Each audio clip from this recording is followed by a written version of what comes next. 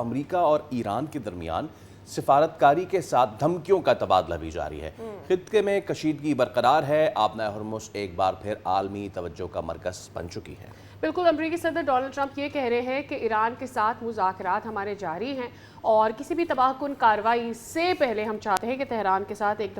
دفعہ پھر سے معاہدے کی طرف آگے بڑھا جائے۔ تو ٹرمپ نے ایک دفعہ پھر سے خبردار کر دیا ہے کہ اگر معاہدہ نہ ہوا تو ایران کو پھر اس کے سنگین نتائج بھگتنا پڑ سکتے ہیں۔ اور ساتھ ہی امریکی صدر نے یہ بھی دعویٰ کیا ہے کہ ایٹ دس مومنٹ سعودی عرب، متحدہ عرب امارات اور قطر کے ساتھ ساتھ دیگر ممالک سفارتی کوششیں کریں، جس میں اوبویسلی پاکستان بھی شامل ہے۔ اور دوسری جانب ہم یہ دیکھ رہے ہیں کہ جو ایرانی صدر ہے مسعود پزشکیان، ان کا یہ کہنا ہے کہ ایران کشیدگی نہیں چاہتا ہے، لیکن یہ بھی نہ سمجھا جائے کہ ہماری سوورینٹی کے اوپر کوئی حملہ کرے گا اور ہم اس کو برداشت کریں گے۔ تو ایرانی سپریم لیڈر کے مشیر محسن رضائی نے خبردار کر دیا کہ آبنائے ہرمز میں کسی متبادل راستے کی اجازت ہم نہیں دے سکتے ہیں۔ تو یہ جو ڈی نیوکلرائز کرنے کی بات کی جا رہی ہے ایران کو، اور پھر at the same time Strait of Hormuz کے اوپر نیا معاہدہ کرنے کی بات کی جا رہی ہے ڈونلڈ ٹرمپ کی جانب سے، کیا واقعی ہی اس میں گلف راضی کر سکتا ہے ایران کو یا نہیں؟ اس پر بات کر لیتے ہیں۔ سندر صاحبہ ہمارے ساتھ موجود ہیں، آپ ماہر ہیں بین الاقوامی امور کے لیے۔ سندر صاحبہ بہت بہت شکریہ آپ کے وقت کے لیے اور صبح بخیر۔ سندر صاحبہ، کل میں یوں کہوں کہ ایک اور دھمکی دی گئی ہے ڈونلڈ ٹرمپ کی جانب سے، کائنڈ آف میرے خیال میں ایران کو ڈائیلاگ کی طرف لانے سے پہلے پش دیا ہے ایک طرح سے کہ بھائی آپ کو ٹیبل پر آنا پڑے گا اور بات کرنی پڑے گی، لیکن ایران یہ کہتا ہے کہ ہماری سوورینٹی کے اوپر کوشچن اٹھائیں، اسٹریٹ آف ہرمز کے اوپر بات نہیں کریں گے، ہمیں تو ٹول چاہیے۔ وعلیکم السلام جی، thank you for having program. اور بالکل ہم گزشتہ جتنے پروگرام سے بات کر رہے تھے کہ اب یہی اس پہ بات کر رہے تھے کہ یہ جو ایک بار جنگ کا آغاز، پھر سیز فائر، پھر جنگ کا آغاز، پھر سیز فائر، اب یہ نہ رکنے والا سلسلہ جو ہے، جس کا آغاز جو تھا وہ اسلام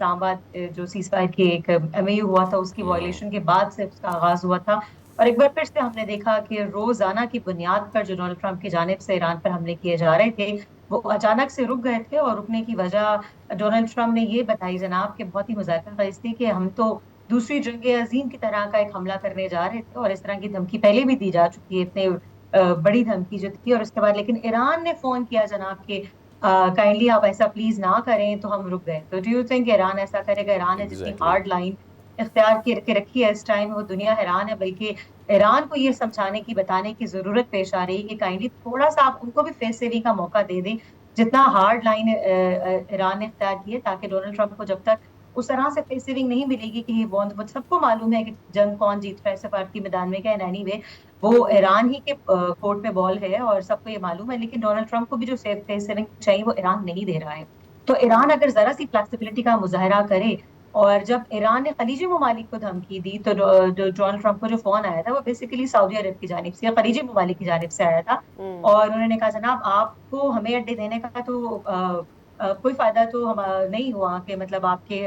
کوئی آپ سیکورٹی گارنٹر ہمارے ممالک کے طور پہ تو نہیں آیا خلیجی ممالک میں، یو اے ڈر گیا ہے، سعودی عرب ڈر گیا۔ تو جب خلیجی ممالک کی جانب سے ڈونلڈ ٹرمپ کو کالز کی ہیں، تو میں سمجھتی ہوں کہ یہ وجہ بنی تھی اس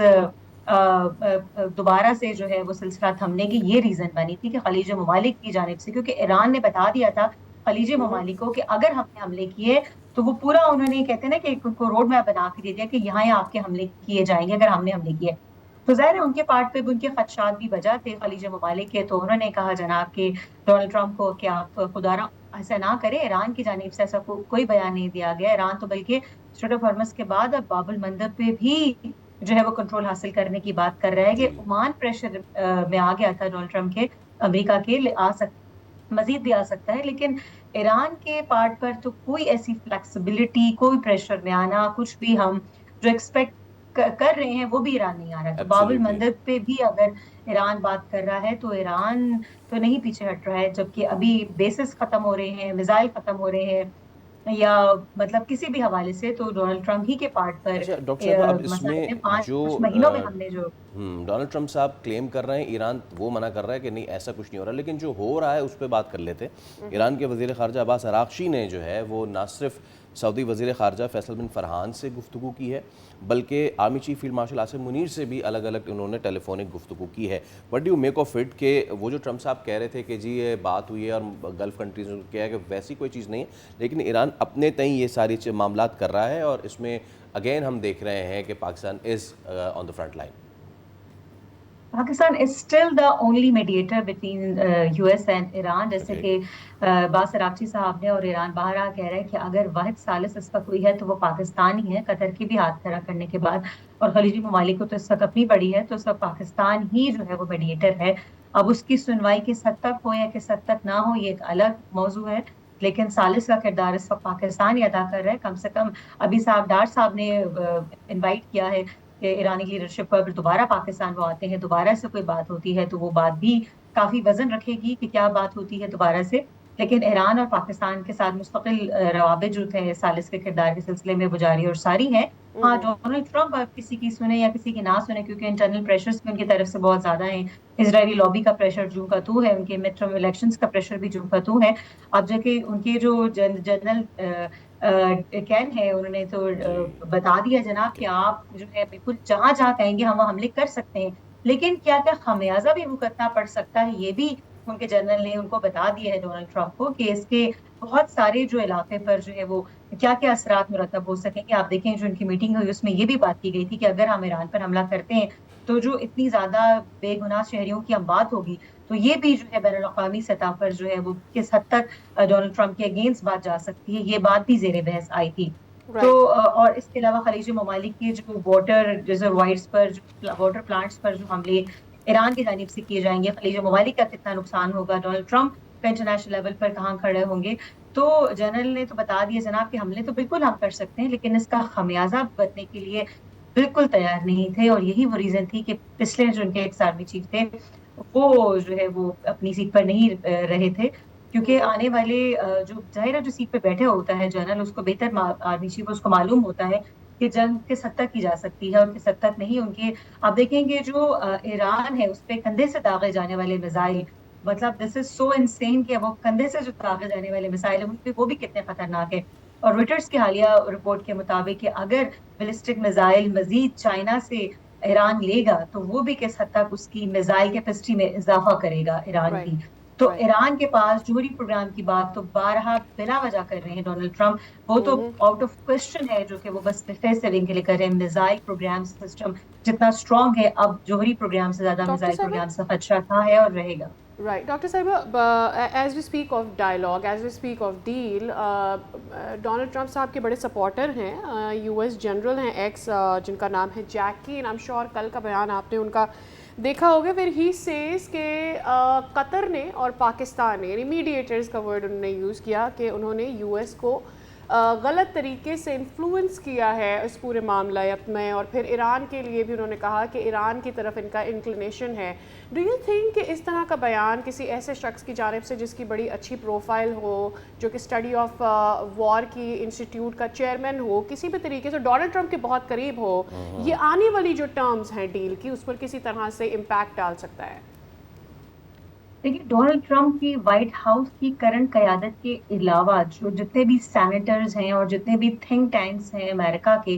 وہ بڑی دور اندیشی سے دیکھ رہے ہیں سارے سینیریو 5 مہینے سے، اور ان کی جانب سے آنے والے بیانات کو زیادہ اہمیت ملی ہے، زیادہ ویٹیج اس بیانات کی تھی، اور بڑے سلجھے ہوئے سوچے سمجھے بیانات تھے جو سینیٹرز اور تھنک ٹینکرز کی جانب سے آتے رہے، ایون پینٹاگون کی جانب سے بھی جو بیان آتے رہے۔ ابھی ریسنٹ پاسٹ میں ہی جب سیز فائر کی اسلام آباد سیز فائر کی وائلیشن ہوئی تھی، تب وزیر دفاع کی جانب سے اور پینٹاگون کی جانب سے بیان تھا، اس کو دنیا نے سیریس لیا تھا، وائٹ ہاؤس کے بیانات کو تو نہیں۔ لیکن ہاں، یہ جو وار سٹڈیز کو سمجھتے ہیں لوگ، پڑھتے ہیں، ڈپلومیسی کو سمجھتے ہیں، وہ یہی چاہتے ہیں جناب کہ جنگ طوالت اختیار نہ کرے اور سیز فائر کیا ایک دفعہ ہی ڈائلاگ سے، اب دیکھیں 17 اگست کو 60 دن کی جو مدت ہے وہ بھی پوری ہو جائے گی، تو یہ 60 دن سے پہلے جو ہے وہ کسی اونٹ کسی کروٹ بیٹھے اور یہ غیر معینہ مدت کے بجائے ایک ہی دفعہ جو ہے وہ جنگ کا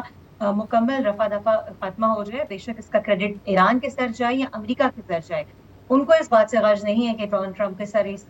جیت کا سہرا جاتا ہے کہ نہیں جاتا،